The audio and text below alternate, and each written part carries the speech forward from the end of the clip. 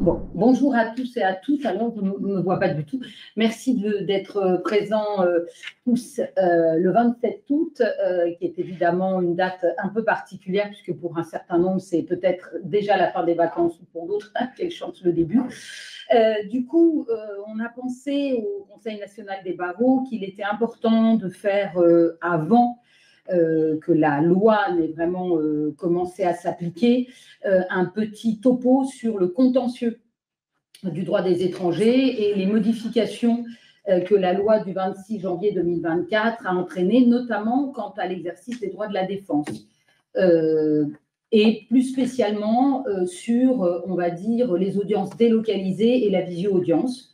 Je reviendrai, on va se répartir la tâche avec le professeur Laurence Dumoulin, que pour certains vous connaissez, parce qu'elle a beaucoup travaillé depuis très très longtemps en fait sur la visio-audience en matière de justice, d'abord en matière de justice pénale, et puis ensuite en droit des étrangers, puisque elle nous a conseillé lorsque, à la suite de la grève à la Cour nationale du droit d'asile, un vade-mecum a été adopté sur les visio-audiences à la Cour nationale des droits d'asile, visio-audiences qui ont depuis été abandonnées en ce qui concerne en tout cas la métropole par la loi du 26 janvier 2024. Mais hélas, la visio-audience a en revanche été généralisée sur le contentieux des étrangers retenus en zone d'attente et ou en rétention, locaux et centres de rétention.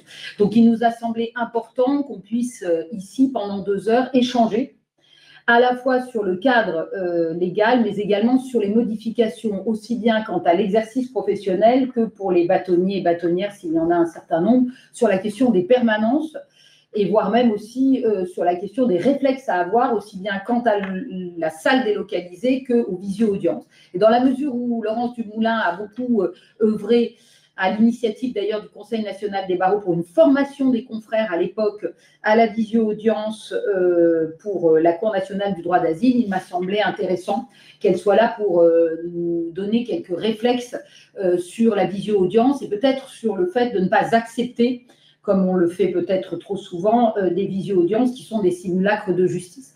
Donc je propose de répartir le temps de la manière suivante.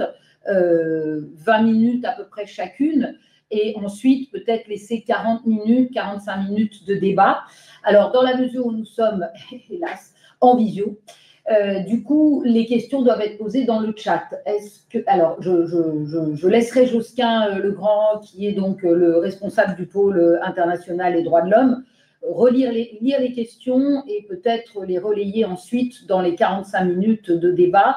Si jamais il y a des difficultés, alors je le dis d'ores et déjà parce que je sais que tout le monde ne capte pas, il faut des fois changer de moteur, je crois, et puis éventuellement des fois enlever votre caméra. Enfin voilà, on essaye d'avoir la meilleure bande passante.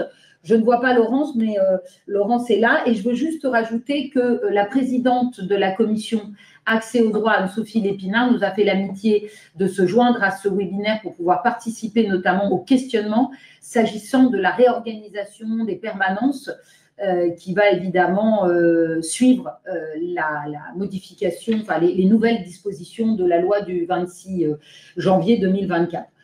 Laurence, est-ce que tout va bien de ton côté? Absolument. Ok, bon, donc je propose peut-être, voilà, ah bah c'est bien, si on peut te voir et qu'on a l'écran partagé, c'est parfait.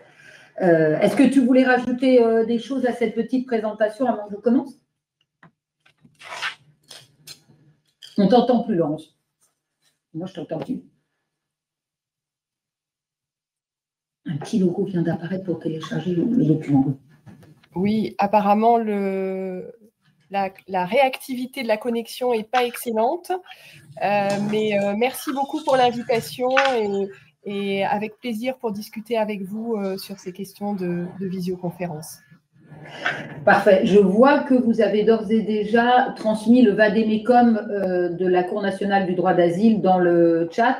Je veux juste rajouter que cette formation est enregistrée et qu'éventuellement, elle pourrait, alors ce n'est pas obligatoire, mais on peut tenter d'obtenir un replay comme on le fait régulièrement, qui permettra à ceux et celles qui n'ont pas pu assister le 27 août, ce que je comprends parfaitement, à cette réunion, de pouvoir visionner la formation. Donc, les documents seront aussi mis sur le site du Conseil national des barreaux. Donc, très rapidement, la loi du 26 janvier 2024, qui a donc été déposée au Sénat le 1er février 2023, a connu un certain nombre de rebondissements. Je ne vous les évoque pas, mais vous savez, ce projet de loi a été tour à tour ajourné, puis ensuite abandonné devant l'impossibilité d'obtenir une majorité parlementaire, puis a fait l'objet d'un vote par les députés d'une motion de rejet préalable et ensuite a été adoptée suite à une commission mixte paritaire assez obscure, et elle a donné lieu à un texte voté au Parlement et censuré en partie par le Conseil constitutionnel le 25 janvier 2024.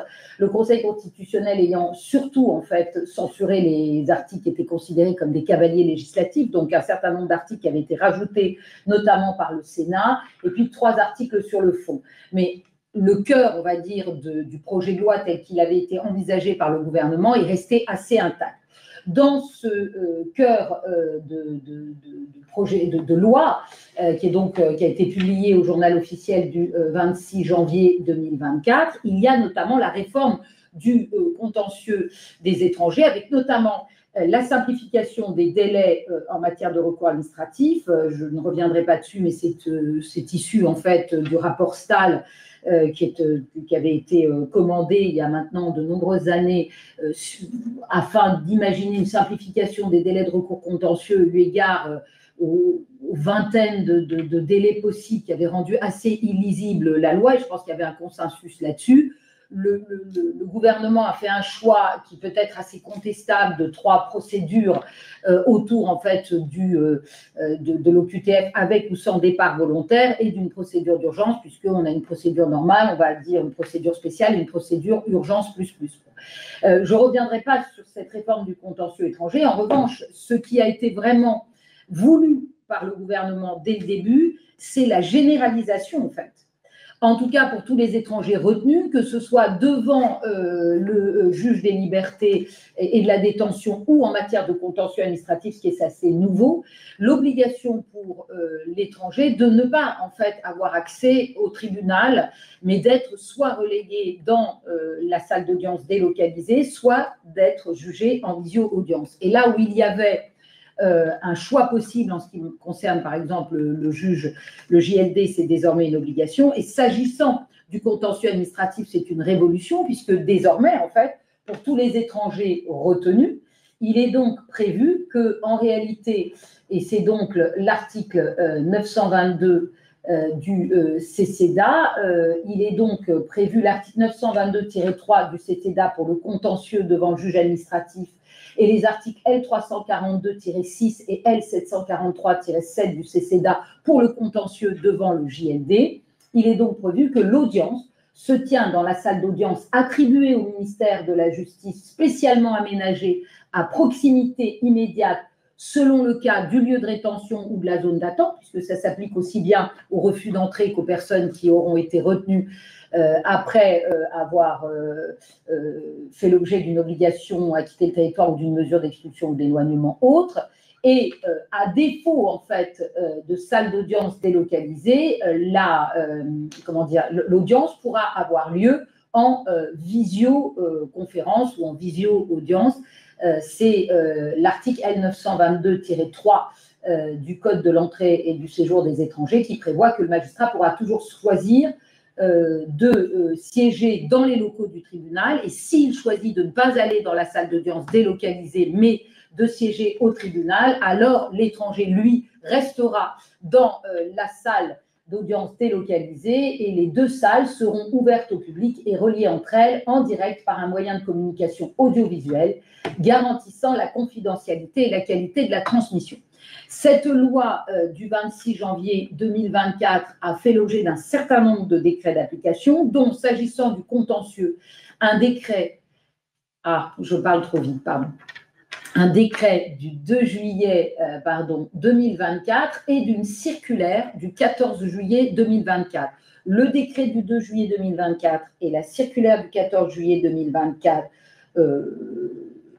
ont en commun qu'elles ont un certain nombre de tableaux qui rappellent en fait les différents délais de procédure en matière contentieuse, et la circulaire du 14 juillet 2024 aborde la question du recours à la visio-audience. Autrement dit, pour l'instant, le Conseil national des barreaux n'a pas, je réponds d'ores et déjà, parce que je lis en même temps dans le chat, n'a pas d'ores et déjà décidé de faire un recours contre ces décrets, puisque le Conseil national des barreaux a été en vacances d'Assemblée générale entre juillet et septembre. Donc, c'est une question qui devra se poser soit à l'Assemblée générale, soit au bureau. Mais là, en l'état, ce qu'on vous propose, c'est de faire un état des lieux de ce qui est aujourd'hui applicable dès le 15 juillet 2024. Donc, ça veut dire qu'à partir du 15 juillet 2024, aussi bien en ce qui concerne les audiences devant le juge administratif que les audiences devant le juge de la liberté et de la détention, le magistrat, et c'est le choix du magistrat, aura la possibilité soit de choisir d'aller dans la salle d'audience délocalisée, de tenir donc audience dans la salle d'audience délocalisée, sous réserve qu'elle existe bien sûr, soit d'instaurer, s'il reste au tribunal, un processus de visio-audience.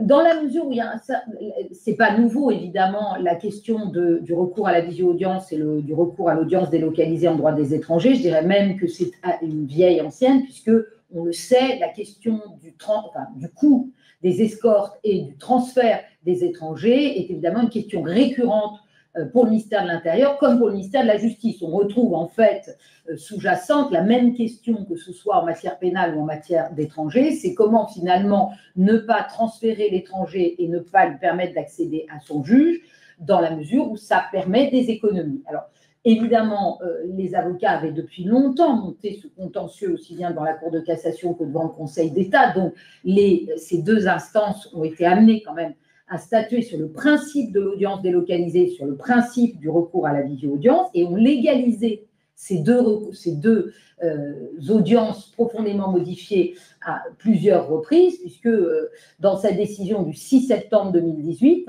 le Conseil constitutionnel a validé le recours à des moyens de communication audiovisuelle ainsi qu'un recours à la salle d'audience délocalisée sous réserve de conditions qui me semblent importantes à rappeler parce qu'il va revenir aux avocats, mais également aux bâtonniers lorsqu'ils auront à discuter avec les chefs de cour sur l'organisation quand même des juridictions et des audiences, de vérifier que ces conditions qui constituent le prérequis on va dire, d'une audience digne des dispositions de l'article 6 de la Convention européenne des droits de l'homme, donc justice impartiale, indépendante, publique et avec une possibilité de confidentialité des échanges entre l'avocat et son client. Il faut donc que l'audience soit ouverte au public, située dans des locaux relevant du ministère de la Justice.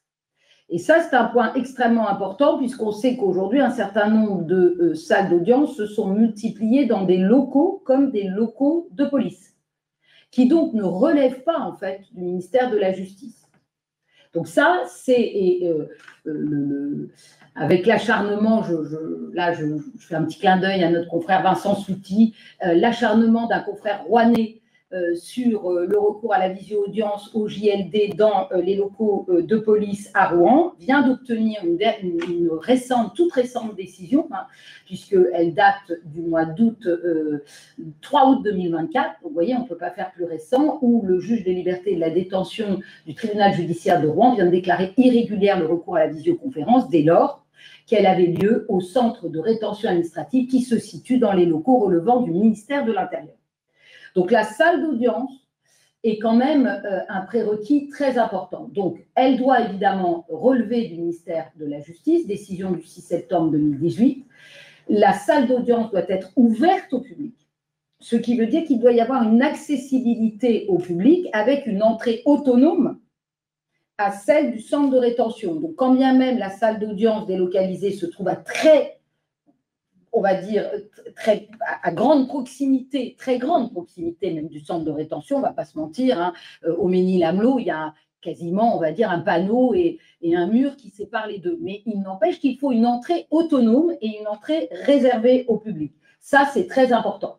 La salle d'audience ne doit pas être située dans le centre lui-même. Cour de cassation, 12 octobre 2011.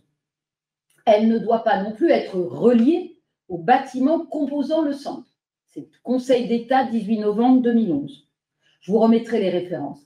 Il doit y avoir une entrée publique autonome, Conseil d'État, 18 novembre 2011, et la salle doit garantir la clarté, la sécurité, la sincérité et la publicité des débats.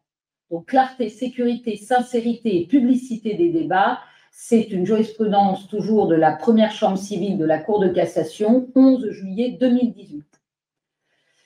Enfin, la Cour de cassation retient quand même la nécessité, quand bien même la salle d'audience est délocalisée, donc loin du tribunal, la possibilité pour les parties d'avoir accès au dossier pour préparer la défense, dès l'ouverture de la salle d'audience, de disposer de locaux garantissant la confidentialité. Je pense que Laurence Dumoulin reviendra sur l'exercice de la visio et la question de la confidentialité des entretiens.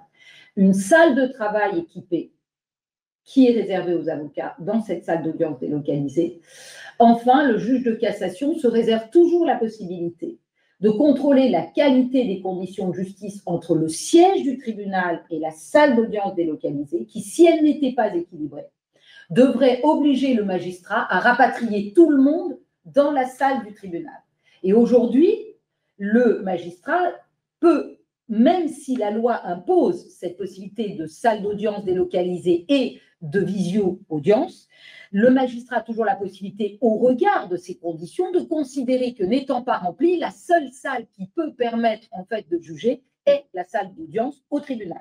Et donc d'imposer à l'escorte de ramener les étrangers dans ces salles. D'ailleurs, aujourd'hui, pratiquement, même si la loi prévoit cette généralisation de la salle d'audience délocalisée et des visio-audiences, on le sait, tous les tribunaux administratifs ne vont pas commencer à faire de la visio-audience ou de la salle délocalisée parce qu'un certain nombre de salles d'audience délocalisées n'ont pas encore été créées ou un certain nombre de visio-audiences ne sont pas encore installées dans les locaux des salles d'audience délocalisées. Donc, un certain nombre de tribunaux administratifs vont continuer pour l'instant de tenir audience, et même chose pour les JLD, dans les tribunaux.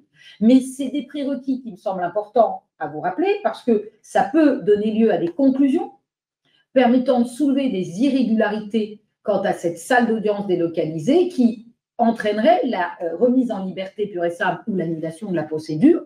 Et je vous ai cité la jurisprudence donc, de Rouen, JLD, très récente du 3 août 2024. Donc c'est vrai que je pense aussi qu'il faut un transport sur les lieux. J'insiste là-dessus. Aujourd'hui, un certain nombre de bâtonniers sont en discussion, je crois, avec les présidents des juridictions. Il est nécessaire d'avoir un transport sur les lieux pour voir déjà si ces audiences délocalisées, si ces salles d'audience délocalisées remplissent un certain nombre de critères. S'agissant de la visio-audience, là encore, si l'audience ne peut pas se tenir de manière dans la salle d'audience délocalisée, et je le dis et je l'assume, je pense que la profession aujourd'hui, en tout cas c'est la position du Conseil national des barreaux, préférera toujours une audience délocalisée, mais avec une unité de temps, de lieu et de partie, c'est-à-dire tout le monde dans la même salle d'audience, et avec évidemment un échange, et Laurence Dumoulin reviendra sur la fluidité des échanges, mais un échange qui permet une fluidité en temps réel. Et pour quand même le justiciable, il faut quand même avoir en tête que la justice, elle est rendue dans l'intérêt du justiciable. Il est évident pour le justiciable se retrouver dans une salle d'audience avec son avocat, avec le juge, avec l'interprète, avec la partie adverse. C'est évidemment beaucoup plus simple qu'en visio-audience où il va devoir, et Laurence y reviendra, comprendre et identifier les différents acteurs. Bon, et pour la défense, c'est évidemment quand même plus simple que de devoir avoir ce choix un peu cornélien de je suis dans la salle avec le juge ou je suis auprès du client dans la salle d'audience délocalisée. Donc, dès lors qu'on peut continuer à faire de l'audience et que la salle délocalisée remplit les critères, je pense qu'il est préférable d'œuvrer pour que le magistrat choisisse de se déplacer. C'est un peu son travail de faire en sorte que l'audience soit digne, publique et permette en fait un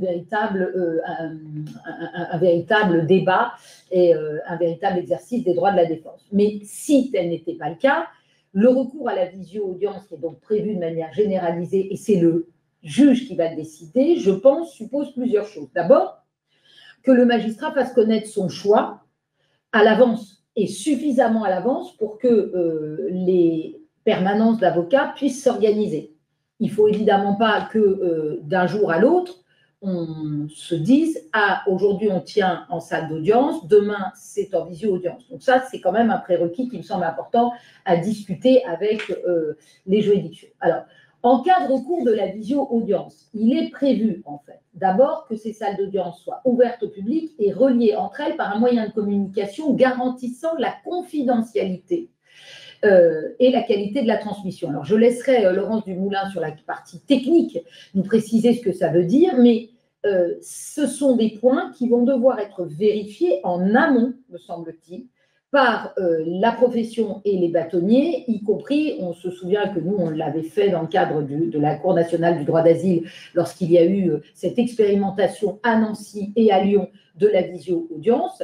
Il y a eu des transports sur les lieux, voire même ensuite un comité de suivi des audiences avec les bâtonniers et les avocats, peut-être des commissions étrangères des différents ordres, qui sont venus vérifier que cette confidentialité était assurée et que la transmission des échanges par un moyen de communication qui garantit la confidentialité était assurée. Qui dit confidentialité dit qu'il faudra forcément une salle qui permet à l'avocat d'échanger avec son client sans être sous l'écoute on va dire, du personnel de greffe du ministère de l'Intérieur, puisque vous verrez qu'une disposition prévoit que le greffe est assuré par le ministère de l'Intérieur en ce qui concerne la salle d'audience délocalisée, ce qui pose un vrai sujet, à mon avis, de principe, mais également la possibilité d'avoir des échanges fluides et sans que la salle dans laquelle les échanges ont lieu soit audible par la salle d'audience, ce qui peut poser une vraie difficulté. On a eu ça, je crois, à Nancy, mais Laurence nous en dira plus. Je crois qu'il y avait une vraie difficulté où on entendait l'échange entre l'avocat et son client de la salle d'audience. Ça, c'est un sujet et c'est prévu par la loi. D'autre part, le Conseil de l'étranger, en cas de recours à la visio-audience, a le choix du lieu de sa présence.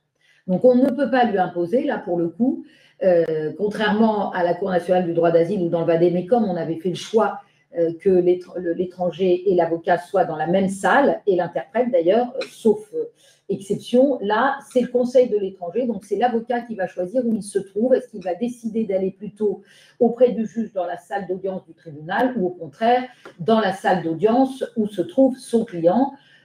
Je sais que là, pour le coup, c'est un choix stratégique des conseils et qu'en général, pour en avoir discuté là à l'occasion, on va dire, du projet de loi, les avocats ont plutôt tendance à privilégier la salle d'audience du tribunal parce que c'est là où se trouve l'adversaire, à savoir le préfet, et que par ailleurs, c'est beaucoup plus facile pour eux de convaincre le juge, on va dire, à hauteur de regard, comme disait Henri Leclerc, et puis également pour l'accès aux documents et la présentation des documents. Mais ça veut donc dire qu'on laisse le client livrer à lui-même, ce qui n'est quand même pas très satisfaisant.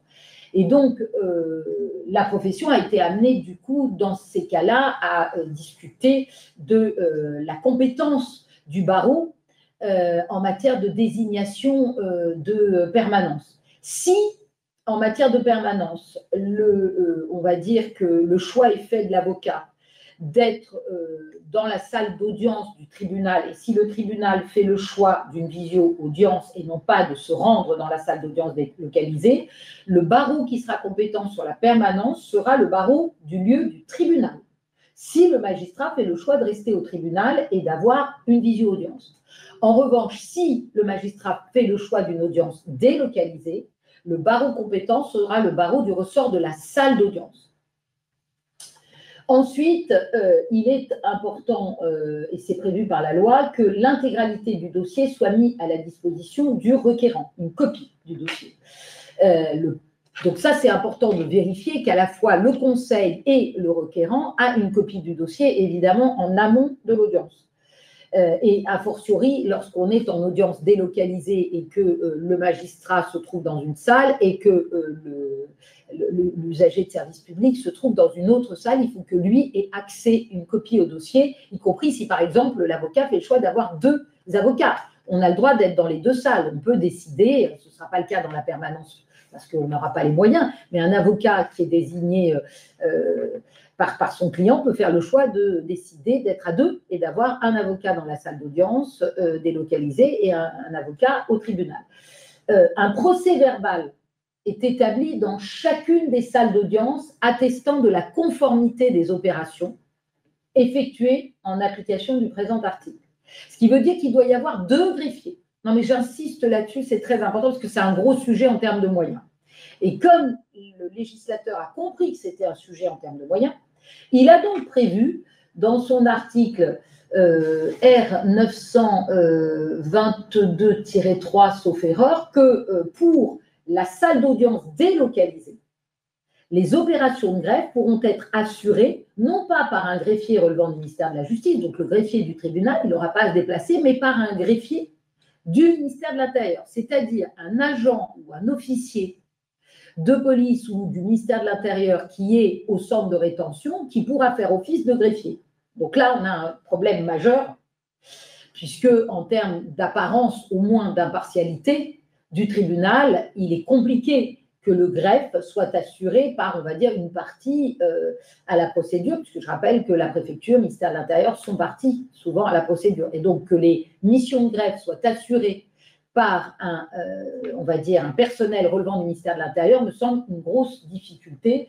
C'est le R 922-22 du CCDA, je le dis. Donc, c'est la partie réglementaire du code. Donc là, il faudra, nous, veiller à voir s'il n'y a pas un recours possible là-dessus, mais je pense qu'en tout cas, ça pose une vraie difficulté. En tout cas, il faut 2 greffiers. Et enfin, le magistrat, et là je laisserai ensuite la parole à Laurence sur les conditions d'exercice de cette audience, mais le magistrat peut à tout moment interrompre, et c'est important, il peut à tout moment décider en fait de sa propre initiative ou sur demande des parties. Ça, c'est important parce que je pense qu'on va y revenir sur le rôle de l'avocat en visio-audience et le fait qu'on peut être acteur de la visio et pas simplement la subir. Et donc, le magistrat peut à tout moment, soit sur sa propre initiative, soit sur la demande des parties, suspendre l'audience lorsqu'il constatera que la qualité de la retransmission ne permet pas à l'étranger ou à son conseil de présenter ses explications dans des conditions garantissant une bonne administration de la justice. Donc, ça veut dire que on peut interrompre la visio et revenir dans ces cas-là, j'imagine, à une audience au tribunal où on se retrouve tous en présentiel. Donc ça, c'est vraiment important. Le Conseil constitutionnel a été saisi de ces dispositions. Le 25 janvier 2024, dans sa décision, il a validé, hélas, mais ce n'était pas très étonnant, puisque c'est quand même aujourd'hui, dans le cadre de ce qu'il appelle la bonne administration des deniers de la justice, un peu une récurrence, la validation du recours aux visio-audiences.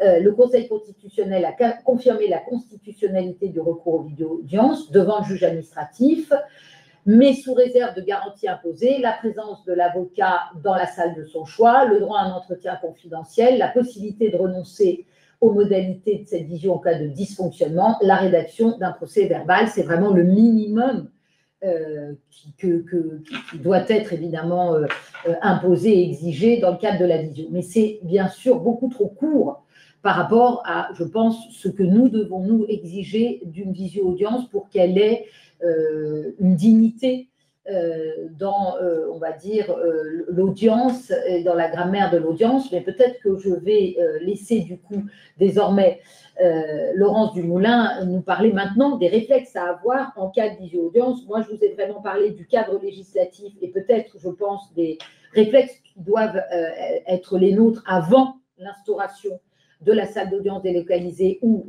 de la visio-audience. Je pense que maintenant, il y a des réflexes à avoir une fois que l'audience a démarré, dans la mesure où la salle d'audience délocalisée et la visio-audience doivent être, et on doit l'avoir à l'esprit, un prolongement de la salle d'audience de la juridiction. Et donc, les mêmes exigences doivent être respectées et on doit le rappeler, je pense, aux magistrats.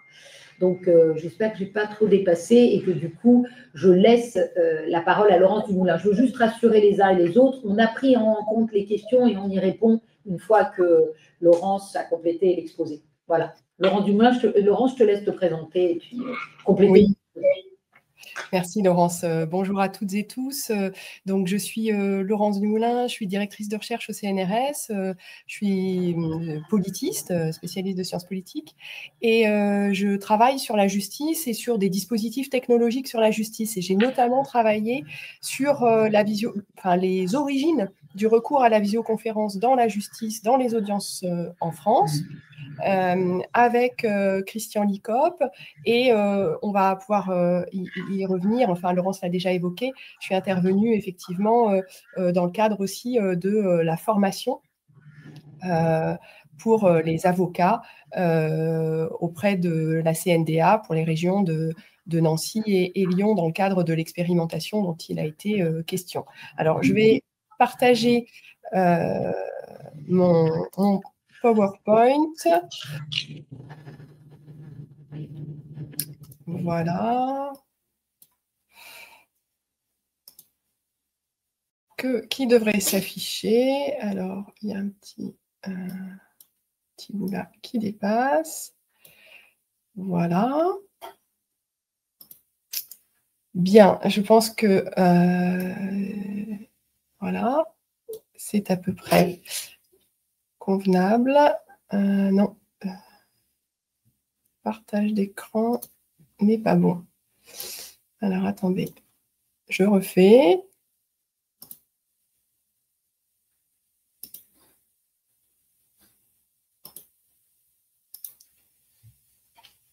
Et voilà. Donc,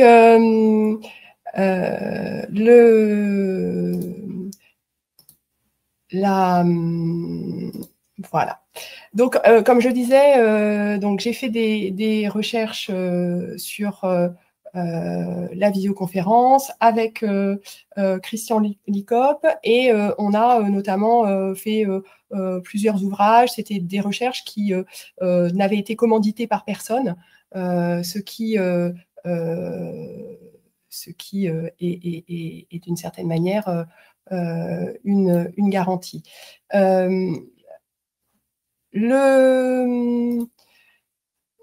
Je suis un tout petit peu perturbée, excusez-moi, par Laurence, est-ce que tu peux me dire si mon partage d'écran est convenable? Tout à fait, tout à fait. Bon, ouais. Très bien. Donc, je continue. Effectivement,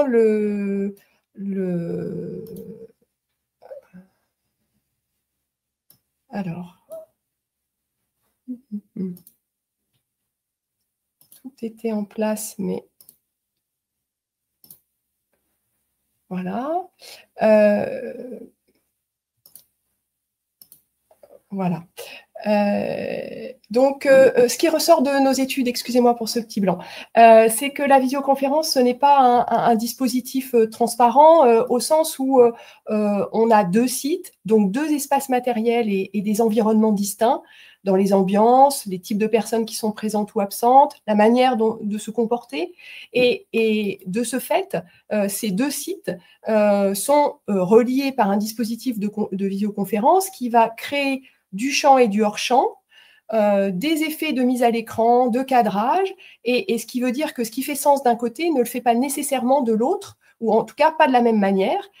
Par ailleurs, le fait qu'il y ait une connexion rend l'échange plus vulnérable aux incidents techniques, ce qui veut dire que les significations que l'on va projeter sur la situation peuvent être différentes et des situations d'asymétrie, notamment entre le requérant d'une part et les autres acteurs du procès peuvent être renforcés par le dispositif. Je vous montre juste un tout petit cas qu'on a observé d'un avocat qui commence sa plaidoirie.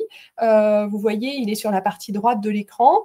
Son client est sur la partie gauche, est assis, il écoute, il est à distance, donc depuis, en l'occurrence, une maison d'arrêt. Et l'avocat commence sa plaidoirie, il est plein cadre, tout est parfait, mais très vite, il se déplace parce qu'en fait, ça a du sens pour lui. Il se rapproche de la cour, il va parler,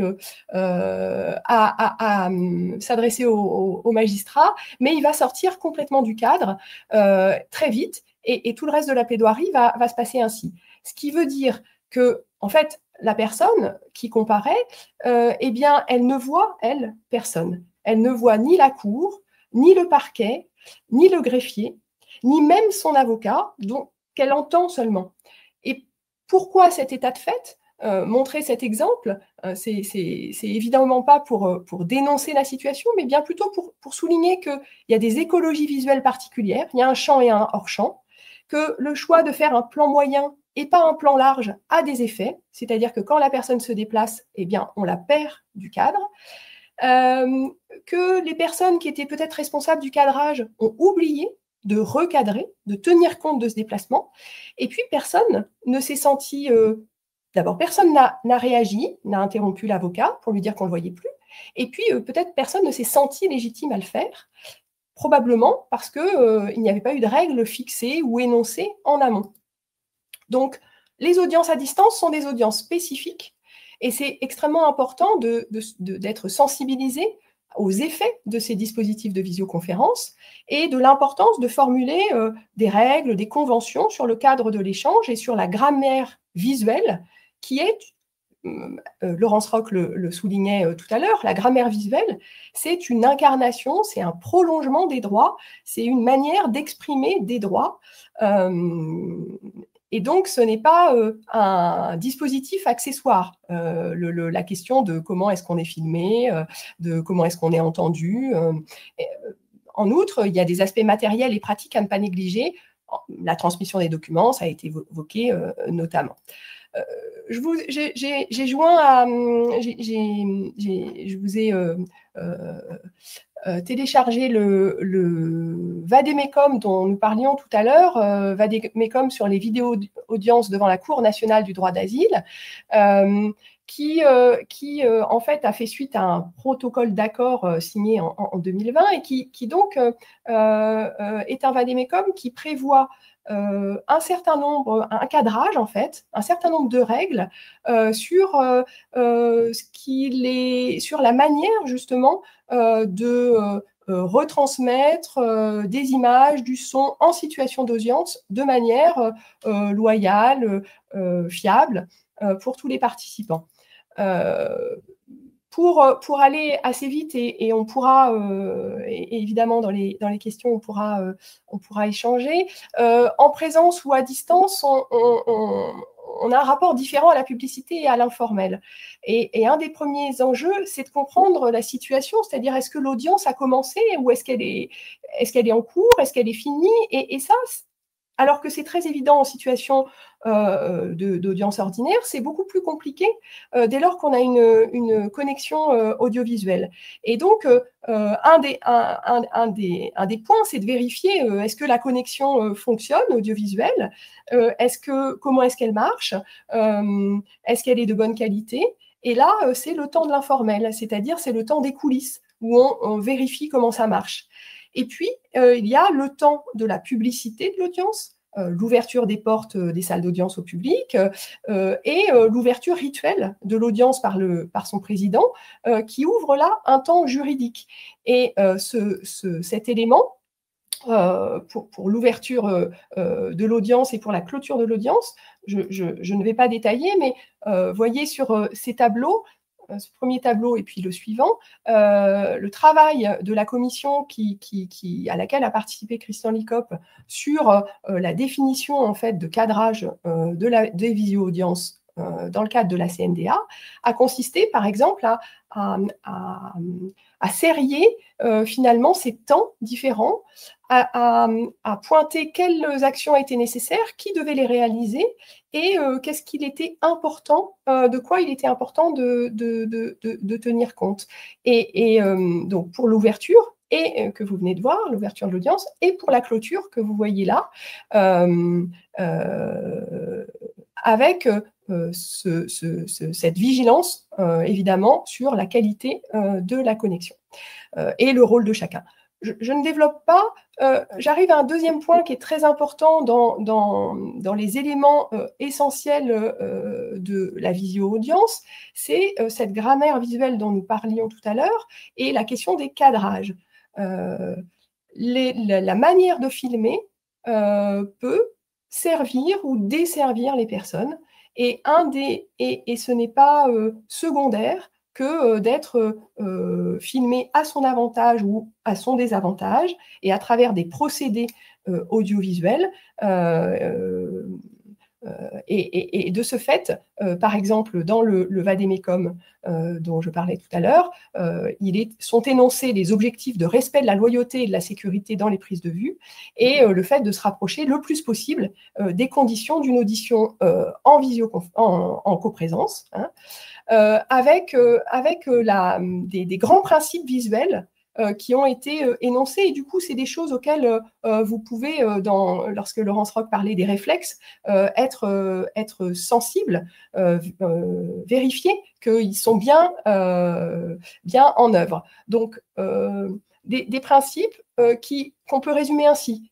Un droit à la qualité du cadrage, c'est-à-dire que le cadrage soit conforme à un certain nombre d'éléments qu'on va voir rapidement. Un droit à intervenir à propos du cadrage, même si à ce moment-là, on n'a pas la parole, à ce moment-là de l'audience. Et donc, typiquement par rapport à l'exemple que je vous ai montré tout à l'heure, eh bien, affirmer la possibilité et prendre la parole, que ce soit le requérant ou que ce soit, ou là, la personne retenue ou son avocat, de prendre la parole pour dire à un moment, le cadrage n'est pas bon, la qualité de l'image est dégradée, le son n'est pas convenable, en tout cas, intervenir sur ce plan. Et puis aussi la recherche d'une scénographie qui soit propice aux échanges entre l'avocat et son client. Ça, et avec l'interprète. La situation est un peu différente. Laurence l'a précisé dans le cas qui nous occupe aujourd'hui. Mais cette question de où va se trouver l'avocat, où va-t-il aller, est évidemment tout à fait importante, on y reviendra.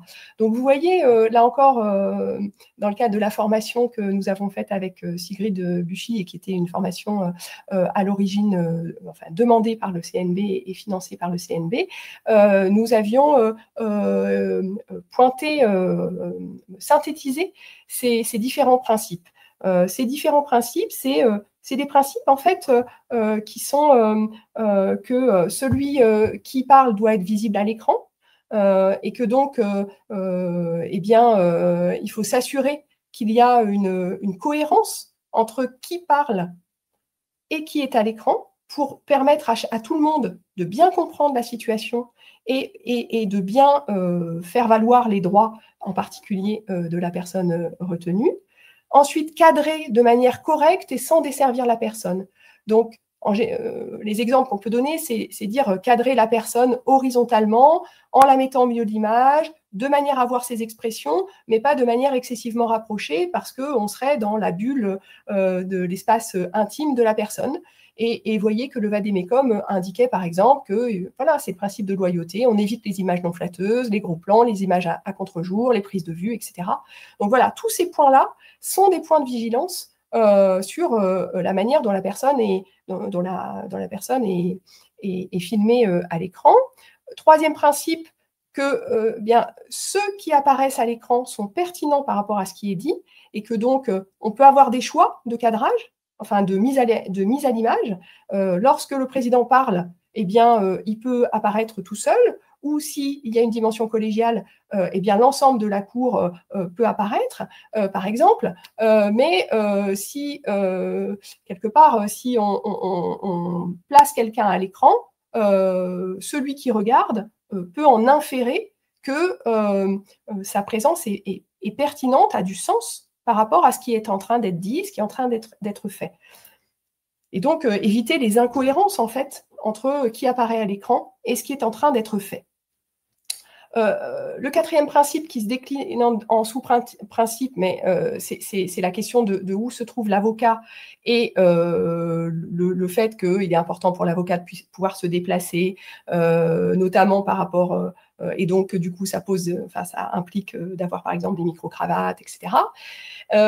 Le cinquième principe, qui est l'avocat et son requérant ont droit à une modification des images. Donc, c'est un peu le lien avec ce que je vous disais tout à l'heure, c'est-à-dire formuler des observations, demander des modifications, sans considérer que ça, c'est du domaine qui serait propre et seulement du magistrat qui préside l'audience, quel qu'il soit.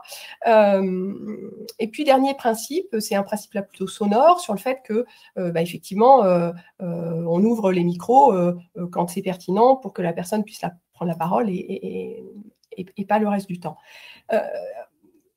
Donc, tous ces éléments sont importants pour prendre en compte la qualité de l'audience et de la visio-audience, pour assurer la qualité de la visio-audience.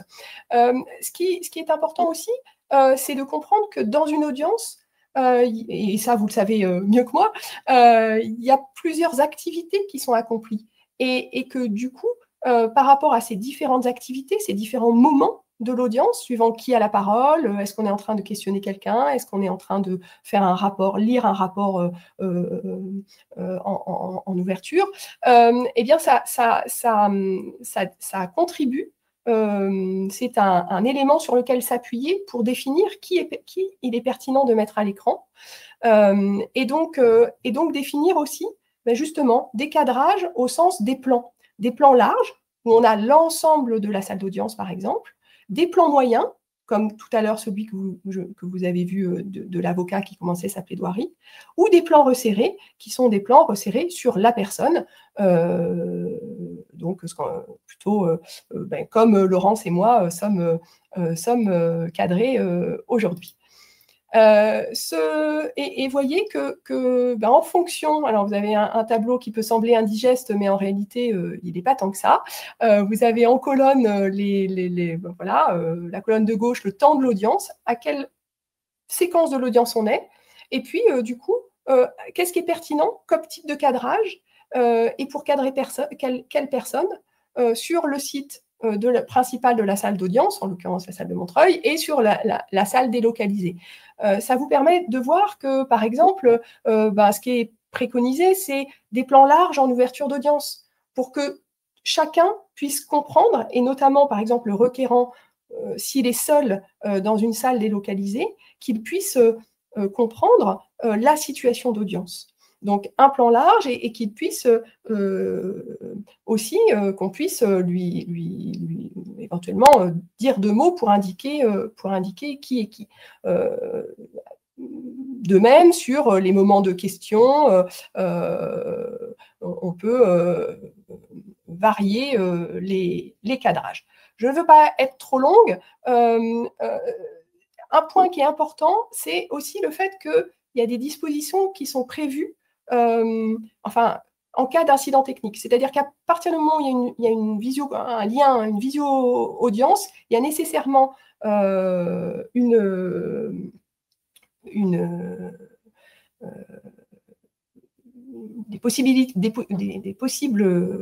des problèmes possibles qui peuvent intervenir, et il est important d'avoir des scénarios préparés. Donc, c'est ce qui a été fait, c'est-à-dire, et donc du coup, pour vous, ce qui est important, c'est de savoir que l'affaire, qu'à un moment, dans certaines circonstances, où la qualité de l'image n'est pas satisfaisante, il y a un problème de transmission du son, il y a une présence de parasites divers, par exemple, il est important de demander de suspendre, de peut-être avoir un PV de mentionner dans le PV l'incident, et puis si jamais suite à l'incident on reprend l'audience, de ne pas faire comme si rien ne s'était passé, mais de reprendre l'audience et de faire un résumé, que par exemple le président puisse s'assurer que chacun a bien compris où on en est dans l'audience. Sur la question des échanges, de la confidentialité des échanges, effectivement, c'est une question qui est tout à fait, qui s'est posée, qu'on a observé dans les différents cas que nous avons observés, je pense à la chambre de l'instruction, dans différentes chambres de l'instruction, aussi dans des cours d'assises, où on avait pu voir que la question des moments d'échange confidentiels pouvait se poser. Plusieurs solutions sont possibles, évidemment, être à côté de la personne, bien sûr, mais sinon, ça peut être avant l'audience, ça peut être des entretiens préalables, ça peut être pendant l'audience, en demandant des suspensions d'audience. C'est des choses que nous, on a observées, qui sont pas forcément faciles à mettre en place. Et dans tous les cas, par exemple, à la Cour administrative d'appel de Nancy, un dispositif avait été mis en place que vous voyez là, qui est une boîte insonorisée pour permettre un caisson pour permettre des échanges confidentiels, puisque précédemment, ça n'était pas le cas, et c'était une demande des barreaux et des instances de représentation de la profession d'avocat que la confidentialité puisse être assurée. Et c'est par exemple le type de solution qui a été trouvé. Je ne veux pas être trop long. Je vous propose peut-être de passer au temps de questions. Si vous le voulez bien, et je vais arrêter. Merci. Partage d'écran. Merci beaucoup, Laurence. Est-ce que ce document, par contre, j'imagine, n'est pas transmissible? C'est un document de travail pour toi? Oui, alors je vais faire une version. J'ai fait une version où notamment il n'y a pas les images des personnes. Voilà, c'est ça. Les images vidéo que nous avons captées et qui nous avaient été autorisées de filmer, mais à titre confidentiel, et qu'on peut utiliser comme ça, mais pas donner accès. Et donc, mais je vais possible peut-être de les avoir. Voilà, après. Ouais. Après, juste peut-être, vu qu'il est 18h55, j'ai vu qu'il y a des questions que je les ai prises. D'ailleurs, un certain nombre, j'en ai noté 2 là pour l'instant. Mais je peux peut-être d'ores et déjà donner la parole pour compléter si tu es d'accord, Anne-Sophie Lépinard, la présidente de la commission d'accès au droit, peut-être pour compléter sur les questions d'aide juridictionnelle, comme ça on aura fait un peu le tour. Et puis je propose qu'ensuite on échange. Et j'ai déjà 2 questions pour Laurence Dumoulin auxquelles on pourra répondre. Anne-Sophie, peut-être je te laisse te présenter.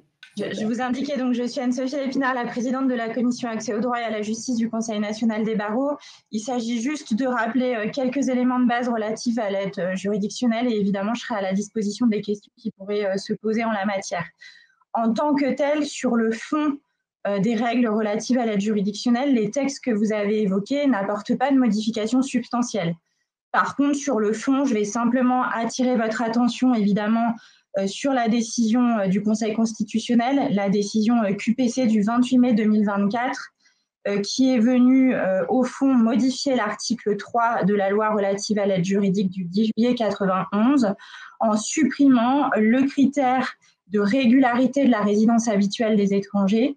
Et du coup, il ne subsiste que le critère de résidence habituelle et non plus de régularité de la résidence. Donc ça, il faut l'avoir en tête au rang des éléments d'actualité.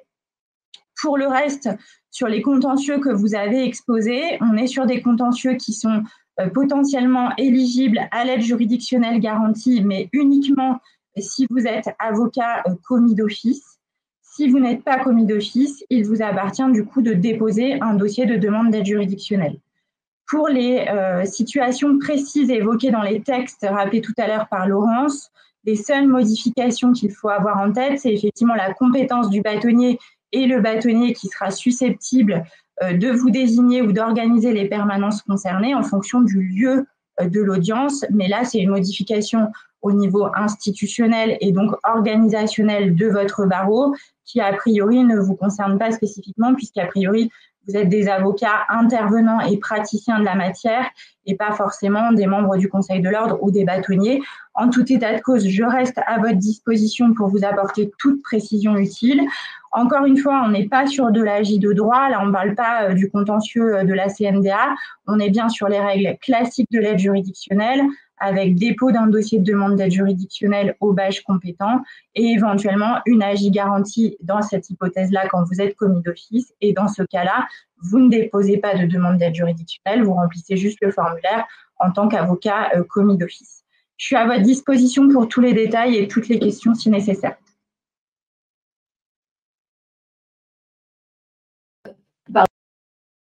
Merci Anne-Sophie. Du coup, moi, j'avais deux questions. Alors, d'abord, une première, c'était sur l'accessibilité des lieux de justice aux handicapés, aux PM, enfin, la compatibilité des lieux de justice. En principe, hein, les locaux, ils doivent être accessibles aux PMR, mais ce n'est pas simplement d'ailleurs les locaux des audiences délocalisées, c'est les palais de justice, on va dire tous ces lieux doivent être accessibles. Je regardais, il y a manifestement un échelonnement de cette accessibilité jusqu'à 2024, un plan qui a été relancé. Mais ce qui est intéressant de voir, c'est que l'État a vu sa responsabilité engagée, que dans la plupart des cas, il a invoqué les règles on va dire des monuments historiques pour un certain nombre de palais de justice. Ça ne sera évidemment pas le cas sur les salles d'audience délocalisées, puisque celles-ci sont souvent attenantes ou très proches de centres de rétention modernes, qui ne dépendent donc pas d'un certain nombre d'exigences des monuments historiques. Donc, il n'y a aucune raison qu'ils ne soient pas accessibles et qu'ils ne répondent pas aux critères de l'accessibilité des établissements publics. Donc, là-dessus, en effet, c'est un sujet. Deux autres questions qui ont été posées. Une très intéressante, parce que c'est vrai que celle-là, on ne l'a pas en fait eu dans le Vademecum CNDA, c'est évidemment la question pour l'étranger de savoir ce qu'il voit à l'audience, alors même que l'avocat ne l'est pas, puisque l'avocat, s'il choisit d'être au tribunal, ne va pas pouvoir vérifier dans la salle d'audience délocalisée comment le cadrage est fait et ce que l'étranger va voir. Donc, comment on peut répondre à ça, Laurence ? C'est une très bonne question et c'est là où il y a un enjeu de préparation en amont, de pouvoir expliquer en amont qu'en cas de mauvais cadrage, il faut que la personne prenne la parole pour le dire. Et parce qu'effectivement, sinon, il n'y a pas de moyen de le vérifier. Si elle ne voit pas bien… comment dirais-je, l'avocat n'est pas avec lui, mais par contre, on a une image qui est retransmise de l'audience, du tribunal, de la cour. Et donc, on a de cette manière, en vérifiant quelle image est transmise, on peut voir effectivement si c'est bien cadré, si c'est correct, si c'est un plan assez large pour que toutes les personnes apparaissent. Et en ayant éventuellement en amont, dans la mesure du possible, sensibiliser les personnes qui vont être en audience, les personnes qui sont retenues, et bien de pouvoir les alerter aussi sur ce point. C'est probablement qui… Ouais, vas-y. Ça semble important. Et puis ensuite, peut-être pour enchaîner sur l'autre question qui est liée en fait sur le fait que ces questions de cadrage, ça reste des opérations, un travail de professionnel. Et ça, tout à fait, bien entendu. Et c'est quelque chose qu'on a rencontré de manière très régulière dans nos travaux, c'est-à-dire que suivant les cas, suivant les juridictions qu'on a analysées, les présidents, les assesseurs, les greffiers pouvaient se retrouver à utiliser la télécommande pour opérer le cadrage, alors même qu'ils ne sont pas professionnels de ça et qu'ils doivent le faire en même temps qu'ils font les autres activités de l'audience, que ce soit gérer le fond du dossier, gérer la police de l'audience pour le président, etc. Et donc, effectivement, un des points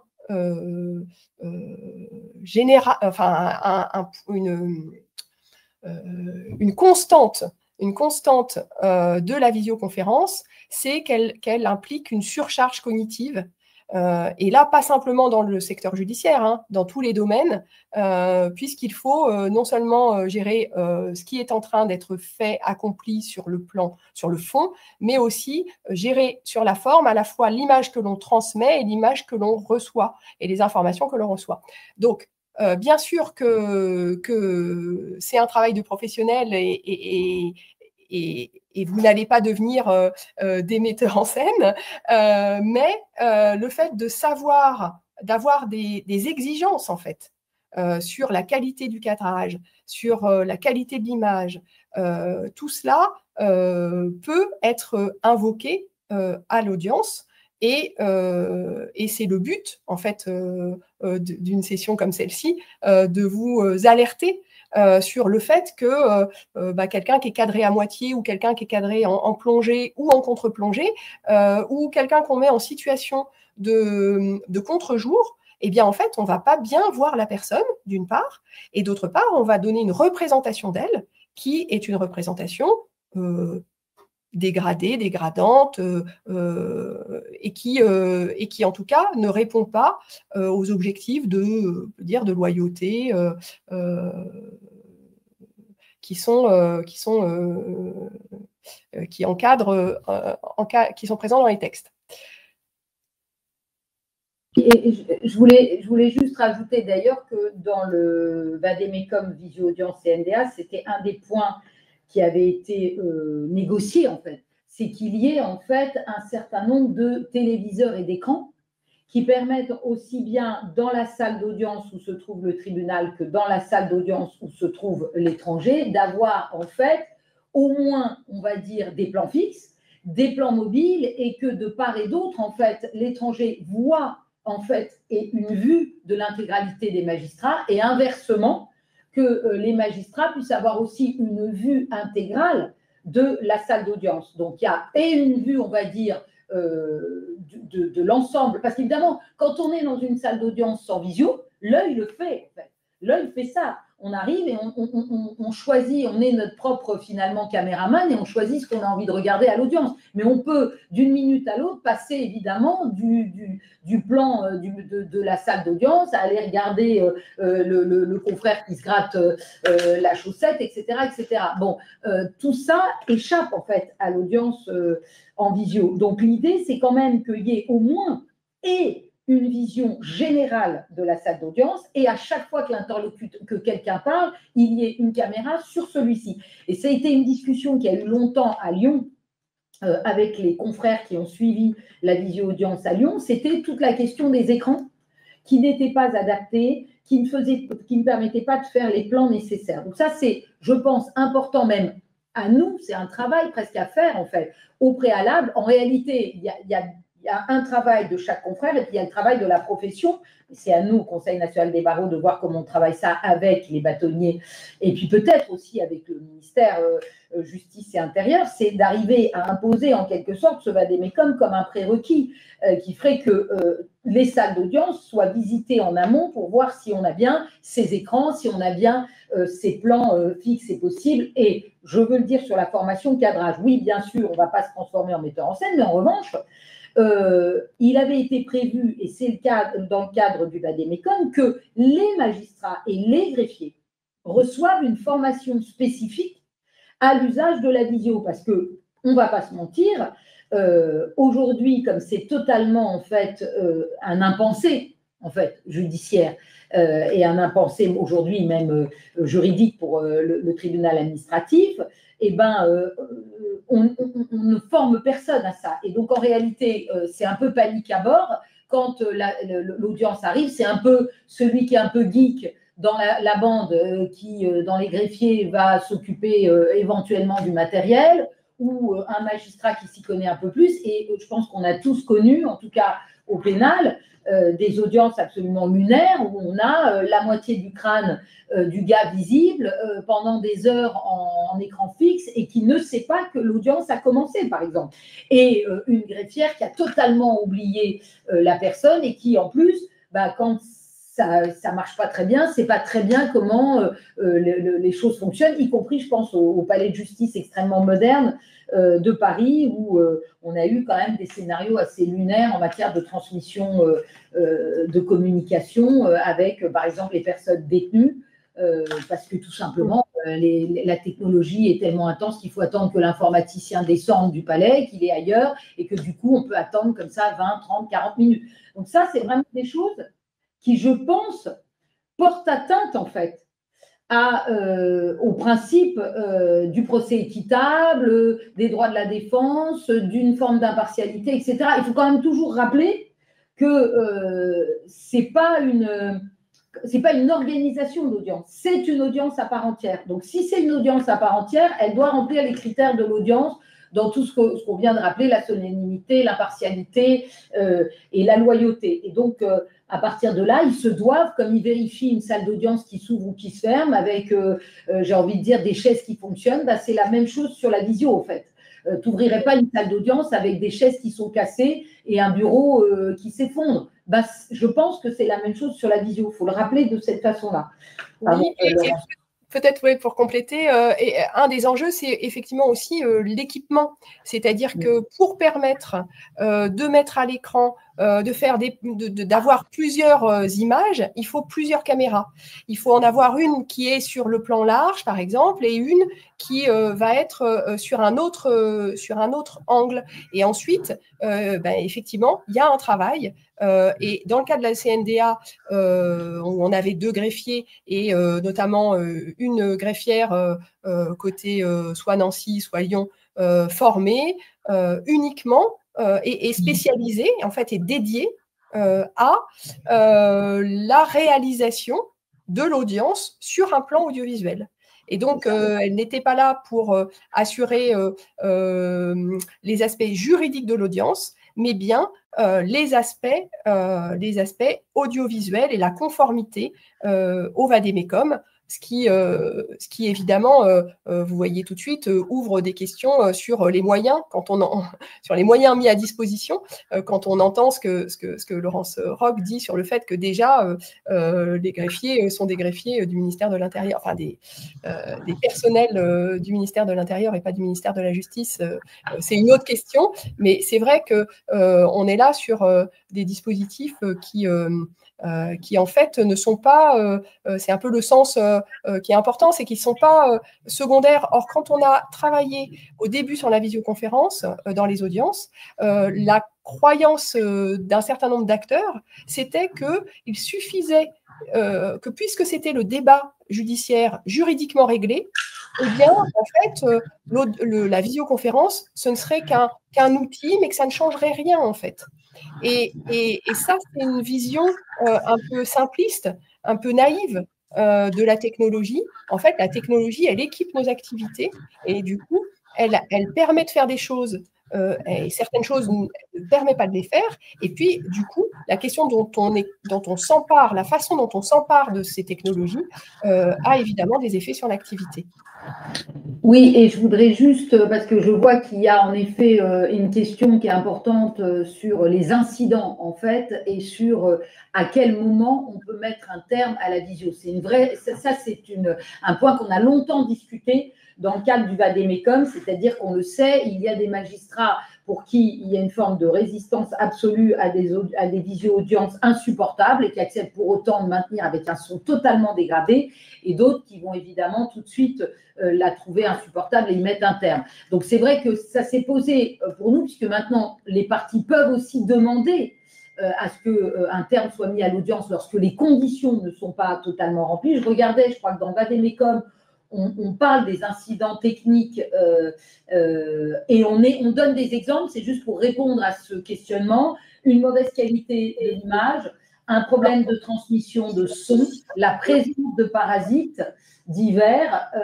On avait considéré, dès lors que le rétablissement n'était pas possible dans un délai très court, considérer que l'affaire en cours devait être envoyée à une audience ultérieure et se poursuivre devant le tribunal en audience physique. Ça, ce sont les exemples donnés. Alors évidemment, il n'y a pas, d'ailleurs la loi ne le précise pas non plus, et nous dans le vade-mecum, on ne l'a pas non plus précisé de manière totalement stricte, c'est-à-dire on ne met pas un délai, mais on a considéré que des exemples pouvaient déjà permettre d'alimenter les figures d'incidents techniques qui nécessiteraient une interruption de l'audience. Mais je pense qu'en fait, dès lors que l'on considère que qu'on ne peut plus, nous, exercer les droits de la défense, on peut, nous, avocats, avoir aussi des critères d'incidents d'audience, comme on peut les avoir en audience physique. C'est-à-dire, on peut considérer que non, nous refusons de continuer à exercer parce que l'étranger n'est pas entendu ou que nous, n'avons pas une bonne retransmission du son du tribunal, par exemple. Donc, on peut aussi être acteur du critère de l'incident d'audience. Et il faut en tout cas bien veiller à ce que ce soit mentionné dans le procès verbal. La question du procès verbal des incidents est très importante. C'est-à-dire que souvent, le greffier va considérer que le procès verbal est presque une pièce, on va dire, assez, formelle, mais qui n'a pas grand intérêt. C'est faux. Je pense qu'elle peut constituer un début d'élément de preuve si on devait ensuite faire un recours sur l'article 6 et le droit au procès équitable dans le cadre d'une visio-audience qui se serait mal passée.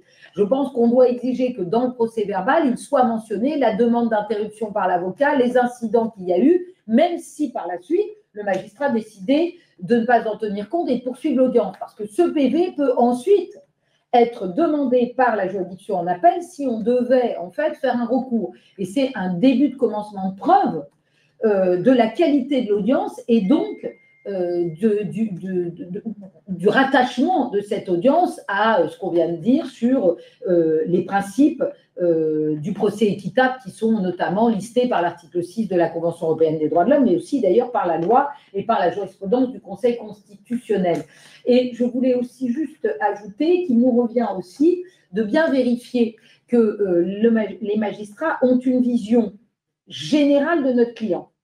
Je dis ça pourquoi? Parce que quand l'audience, en fait, quand il y a une audience physique, on sait tout de suite quand elle démarre, puisque en réalité, les magistrats arrivent et on est là. Et on se lève, on attend que les magistrats s'assoient, les magistrats vous disent vous pouvez vous asseoir, on s'assoit, et donc il y a à partir de là, par l'ouverture physique des portes, par les magistrats qui s'assoient, un début d'audience. Et il y a pour le magistrat une vision générale de l'étranger. Et évidemment, dans la visio-audience, selon le cadrage, on peut ne pas voir, par exemple, que l'étranger est aveugle. On peut ne pas voir que l'étranger est en fauteuil roulant. On peut ne pas voir que l'étranger a des difficultés, par exemple, physiques. Et on le sait dans ce contentieux, qui est un contentieux éminemment humain, eh bien, l'importance de voir l'étranger est essentielle. Donc, il nous revient à nous de bien vérifier qu'il y a eu un plan général sur notre client et pas simplement que son cadrage se contente d'une tête. De même que si le magistrat ne prend pas la peine de dire, nous on l'avait listé dans Vademecum, l'audience est ouverte, parce que c'est par la voix et non pas simplement par l'ouverture des portes que là, pour le coup, l'étranger qui se trouve en salle d'audience avec, par exemple, son avocat, si l'avocat a décidé d'être à ses côtés, réalise que l'audience est ouverte. Donc, il faut bien que le magistrat la solennalise. Donc, il se doit de le faire. Et s'il ne le fait pas, je pense qu'il nous revient de dire, Monsieur le Président, est-ce que l'audience est ouverte? Avez-vous ouvert l'audience? Très bien, on en prend note, merci de le rappeler, etc. Et dans ce cas, je demande à ce que le cadrage soit celui d'une audience pour que je puisse, moi, vous voir, l'étranger aussi, et que vous ayez une vue de mon client, etc., etc. Donc, je pense que c'est vraiment important. Donc, même si ce Vademecum aujourd'hui n'est pas contractualisé, j'ai envie de dire, avec les magistrats administratifs ou de l'ordre judiciaire, moi, je pense qu'il doit être, pour nous en tout cas, une sorte, alors il est certainement à enrichir parce que, encore une fois, les situations vont être certainement différentes, mais il doit être une base à connaître pour nous et voire même à apporter à l'audience. Je suis sûre que les magistrats peuvent être aussi friands. Un certain nombre de magistrats de l'ordre administratif et de l'ordre judiciaire sont des magistrats qui ont siégé ou siègent à la Cour nationale du droit d'asile, donc le connaissent par ailleurs, de toute façon. Et je ne sais pas si tu voulais rajouter quelque chose, Laurence, là-dessus. Sinon, j'avais, moi, peut-être oublié quelque chose toujours sur la vidéo. Anne-Sophie, j'ai vu qu'il y avait des questions dans lesquelles tu répondais au chat, toi, directement, sur la question de l'AFM. Oui, pardon, Laurence. Oui, pour dire qu'effectivement, on est dans un environnement où à la fois les écrans, les connexions, la visioconférence sont banalisés. On les utilise beaucoup, mais on les utilise sans, j'allais dire, pour des activités différentes. Suivre un webinaire, participer à une activité associative en visio, etc. il y a des tas de manières d'utiliser ces outils et qui font qu'on a des compétences, on a acquis des compétences. Mais la situation judiciaire et la situation d'audience, elle est effectivement spécifique, et la question des effets juridiques et des effets plus largement sur l'appréciation des personnes, sur la manière de les défendre, etc. Tout ça est lié à la façon dont on va s'approprier l'outil, dont on va pouvoir l'utiliser. Et de ce point de vue, comment dirais-je, l'enjeu de sensibilisation aux effets de la visioconférence sur l'activité qui est en cours, que ce soit une activité, que ce soit comparaître pour la personne qui comparaît, que ce soit pour défendre lorsqu'on est avocat ou que ce soit pour présider une audience, eh bien, sont vraiment des activités qui sont fortement impactées et qui, du coup, demandent une sorte de prise de conscience des leviers à disposition, à la fois à un niveau individuel dans la situation, mais aussi, Laurence Roch l'évoquait, à un niveau plus collectif de la profession sur la production de conventions, de règles, qui une des conclusions, enfin, on a travaillé avec Christian Licop sur, à partir du moment vraiment de l'émergence en 98 de la visioconférence pour les premières audiences entre Paris et Saint-Pierre-et-Miquelon, on voyait très bien, on a très bien vu comment progressivement le dispositif s'est développé sans qu'il soit associé à des formations, justement, il y a eu un embryon de Vademecum produit par le ministère de la Justice, mais qui n'a pas été beaucoup développé, qui n'a pas été beaucoup diffusé. Et finalement, quelque part, l'outil est mis à la disposition des acteurs judiciaires sans forcément tous les éléments autour pour se l'approprier d'une manière qui soit compatible, cohérente avec les principes en vigueur. Oui, et je voulais juste, et ça j'avais oublié, je voulais juste ajouter la question des pièces. La question des pièces va être assez récurrente puisque si en rétention, le sujet de la communication des pièces, puisqu'on est dans une procédure souvent d'urgence où les personnes étrangères étant retenues, elles vont quelquefois demander à la famille ou à des proches de recueillir des pièces qui vont arriver au dernier moment à l'audience. Bref, on va se retrouver dans ce sujet de la communication des pièces. Et là, il est vrai qu'il va falloir vous assuriez, je pense que c'est vraiment un préalable et un prérequis absolu, c'est un dispositif, en fait, un lecteur numérique ou quel que soit le dispositif, il y a peut-être mieux encore, la possibilité d'apporter une clé USB, mais il est essentiel que vous puissiez en fait avoir un affichage des pièces du dossier. C'est-à-dire que si vous vous retrouvez, c'est pour ça que je pense que la plupart des avocats choisissent d'aller à l'audience au tribunal, c'est qu'il est beaucoup plus facile de produire les pièces à l'audience, au magistrat, à la partie adverse, à l'audience, que évidemment d'être géographiquement éloigné et de devoir passer par un outil numérique. Mais pour autant, il faut l'avoir prévu parce que l'étranger peut au dernier moment lui aussi avoir quelque chose qu'il produit et donc on doit pouvoir lire. Donc il doit y avoir un lecteur numérique pour tous les documents papier qui permet de projeter à l'écran en temps réel pour les deux côtés de l'audience, de la salle d'audience, ces pièces-là.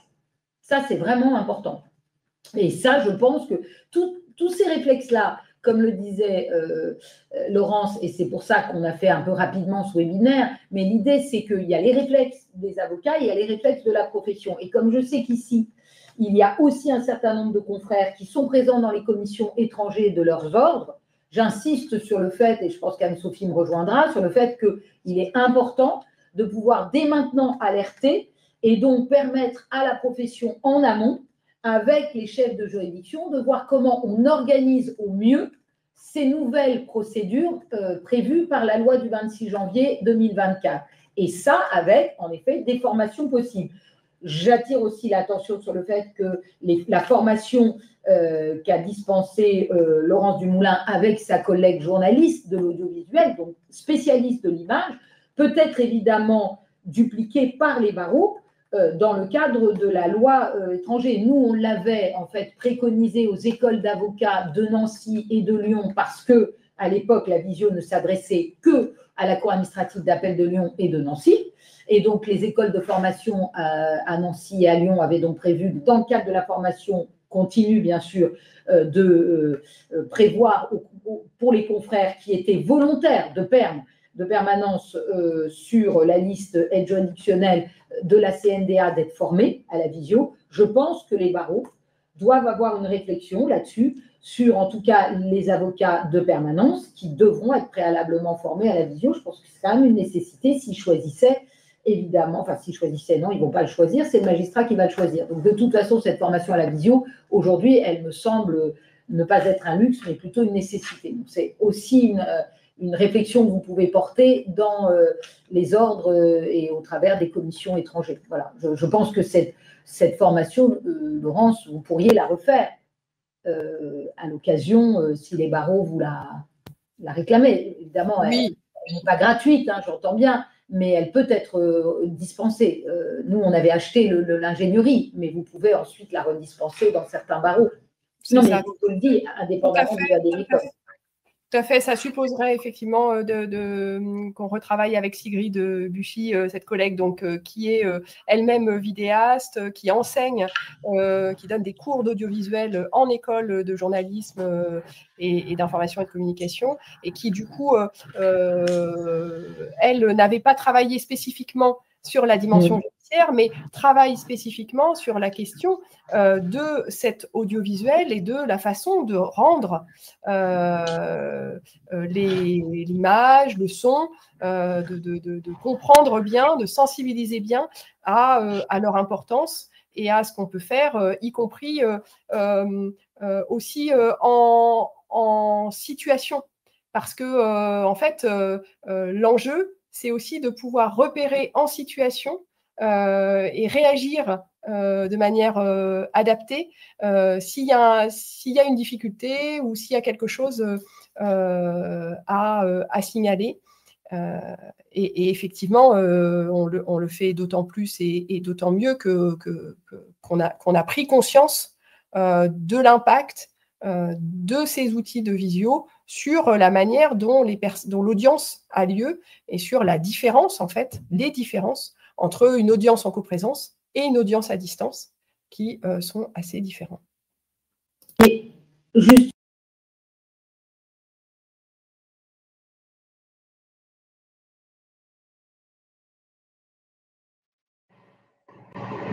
Laurence, on ne t'entend plus, je pense.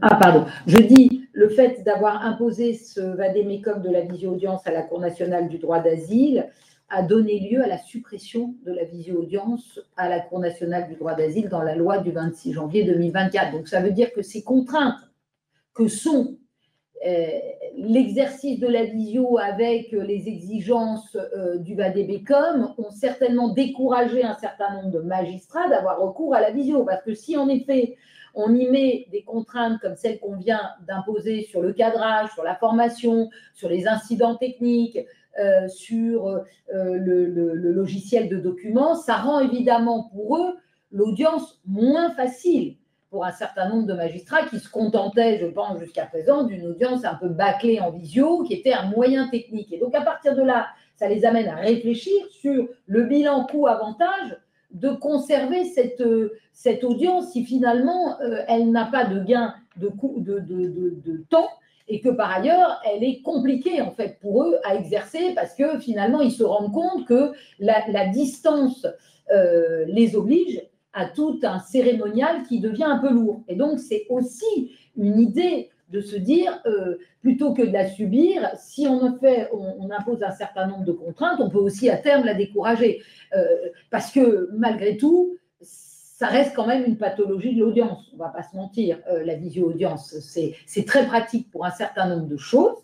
Je pense que Laurence sera d'accord avec moi. Ce n'est pas forcément ce que doit être, ce n'est pas la meilleure façon de juger quand même. Ça reste une pathologie de l'audience, avec pour nous, avocats, un exercice impossible qui est quand même le choix du lieu de la défense qui reste pour moi quelque chose d'inadmissible. Donc à partir de là, c'est vrai que si on peut arriver à la décourager, à la faire dysfonctionner, tant mieux. En tout cas, je pense que c'est à nous, et peut-être dans les mois à venir, d'aller surveiller ce qui avait été prévu d'ailleurs dans le cadre du VADEMECOM, c'est ce qu'on avait appelé un COPIL, un comité de surveillance des visio-audiences, qui était très intéressant puisqu'on avait en fait tous les 3 mois, en tout cas à intervalles réguliers, une obligation de faire un retour des visio-audiences à Nancy et à Lyon, avec à la fois les confrères qui s'étaient engagés à les surveiller, également bien sûr,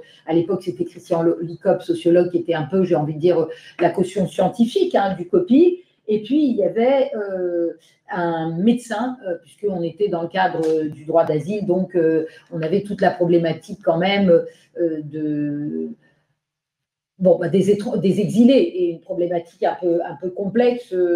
Donc, les médecins voulaient voir comment les exilés subissaient ou s'adaptaient à la visio-audience. Et c'était très intéressant d'avoir le retour régulier des visio-audiences, parce que ça a permis de cadrer un certain nombre de choses, la question des écrans, la question des présentations, la question de l'ouverture de la salle d'audience, la question des incidents techniques, la question de la confidentialité des échanges, qui m'a permis de dire qu'aujourd'hui, à la Cour d'appel de Nancy, la confidentialité n'étant pas encore assurée, je ne pense pas que ce soit possible pour le tribunal administratif de Nancy de faire de l'audience délocalisée, de la visio-audience en tout cas. Mais bon, voilà, tout ça, c'est... il faut absolument documenter en fait régulièrement cette visio si on veut pouvoir instaurer un échange obligatoire avec la juridiction, et en tout cas instaurer des recours possibles, parce que je pense que si le principe de la visio ne sera pas condamné par les juridictions, elles peuvent en revanche mettre leur nez sur les conditions d'exercice de la visio et dans les conditions pratiques de la visio, censurer un certain nombre de dérives. Et ça, je pense que c'est à nous de nourrir ces visios par des témoignages et des preuves du dysfonctionnement des visios. Et ça suppose de les surveiller. Donc peut-être de voir avec les barreaux comment, dans les mois à venir, la mise en place, l'application, la mise en œuvre de la loi donne lieu ou pas à un certain nombre de difficultés. Problème de son. Ah bon, on n'entend pas?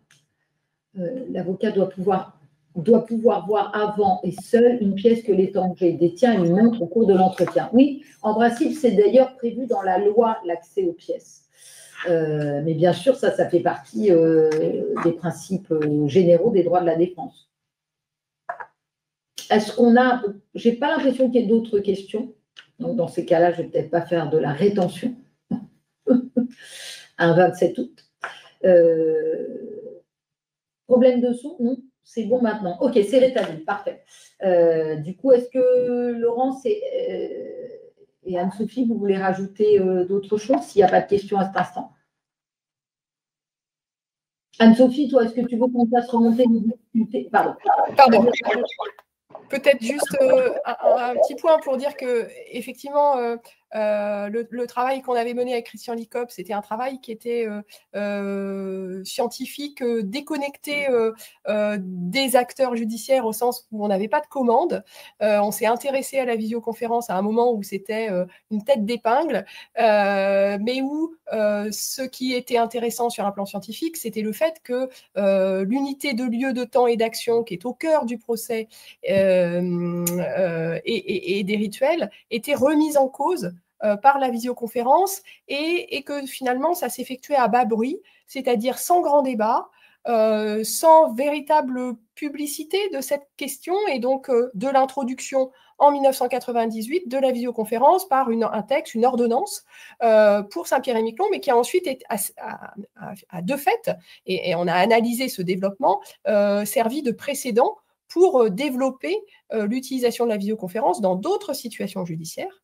Et donc, ce travail nous a amené justement à repérer finalement à la fois les logiques de développement de la visioconférence, de dissémination, d'innovation, et puis en cours de route, il se trouve qu'ont émergé des politiques beaucoup plus volontaristes et une situation qui finalement a fait que qu'on a rencontré le CNB autour de ces questions, et notamment de la CNDA et peut-être un petit peu avant, et que du coup, les recherches qu'on avait effectuées ont fait que, d'une part, Christian Licope a pu effectivement participer à la commission dont parlait Laurence, et il a joué un rôle de conseil justement sur la rédaction du Vademecum. Et ensuite, il a fait le suivi de la mise en œuvre du Vademecum. Et moi, je me suis occupée de la formation, et on a eu à cœur de dissocier les choses pour que justement on puisse garder finalement des approches qui sont des approches semblables. On a un travail scientifique commun au début, mais ne pas tout mélanger. Et donc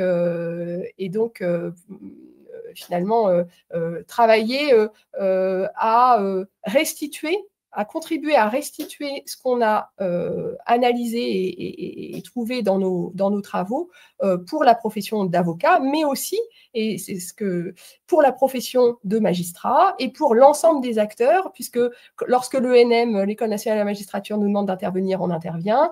Lorsque des syndicats nous demandent d'intervenir, on intervient. Voilà, je voulais dire que c'est ce travail qui est produit par le CNRS, puisque moi je suis chercheuse CNRS, contribue à l'ensemble des acteurs qui veulent s'en saisir et de manière très ouverte. Et je remercie encore Laurence de m'avoir associée à ce webinaire. Anne-Sophie, tu voulais rajouter quelque chose? Peut-être toi, tu aurais besoin qu'on source les problèmes d'AGI s'il y en avait, peut-être? À ce stade, je n'ai pas d'autres observations. Encore une fois, si des questions viennent, j'y répondrai. En revanche, effectivement, comme toute nouveauté, il peut y avoir ensuite en pratique des difficultés qui se posent. Et si tel était le cas en matière d'aide juridictionnelle, il me serait précieux de connaître les difficultés qui peuvent exister. Oui, et je rajoute peut-être qu'il y aura peut-être des discussions sur la question du barreau compétent sur les permanences, puisqu'il va y avoir forcément une modification du ressort des barreaux compétents sur les permanences, dans la mesure où ce qui avant était qu'une seule audience, il va pouvoir y avoir en matière administrative des audiences désormais délocalisées qui auront lieu dans un autre ressort que celui du tribunal administratif. Donc il est possible que des barreaux se retrouvent avec des nouvelles permanences, tandis que d'autres les perdront si les magistrats décident d'aller plutôt à l'audience délocalisée. Donc, encore une fois, la question de la formation se posera vraisemblablement, et je pense que là, il y a certainement un certain nombre d'écoles qui vont proposer de la formation continue en matière de droit des étrangers avec cette nouvelle loi qui nous réserve un certain nombre de surprises. Je veux juste dire également que le Conseil national des barreaux présentera un rapport sur, en tout cas, le contentieux et donc sur ces aspects-là qu'on a évoqués. Et évidemment, on reste en contact. Et alors, encore une fois, on va essayer de mettre sur le site les différents documents que nous avons listés dans le chat et qui vous ont d'ores et déjà été communiqués, mais qui pourront l'être à tous les confrères et les consoeurs qui n'ont pas pu assister au webinaire. Le webinaire étant a priori enregistré avec un bon enregistrement, vous pourrez également le retrouver. Et enfin, vous n'hésitez pas à transmettre, si vous aviez les moindres questions, difficultés ou même propositions, à la fois à la présidente de la commission accès au droit, Anne-Sophie Lépinard, ou à la présidente de la commission liberté et droits de l'homme, Amélie Morino, qui s'occupe de la partie étranger en fait et droits de l'homme de la loi asile-immigration. Évidemment, on essaiera de répondre. Voilà, et on reste en contact les uns les autres. Merci en tout cas beaucoup à vous tous. Vous étiez 125, ce qui, un 27 août, est quand même franchement un exploit. Voilà, donc on s'est senti moins seul à la fin de l'été, où on a tous évidemment un petit pincement au cœur quand on reprend le boulot. Je souhaite de bonnes vacances à ceux qui partent. Et merci beaucoup à Laurence Dumoulin et Anne-Sophie Lépinard d'avoir accepté en cette fin d'été, voilà, de m'accompagner sur ce webinaire. À très bientôt. Merci à toutes et toutes. Au revoir Laurence, au revoir Anne-Sophie. Merci.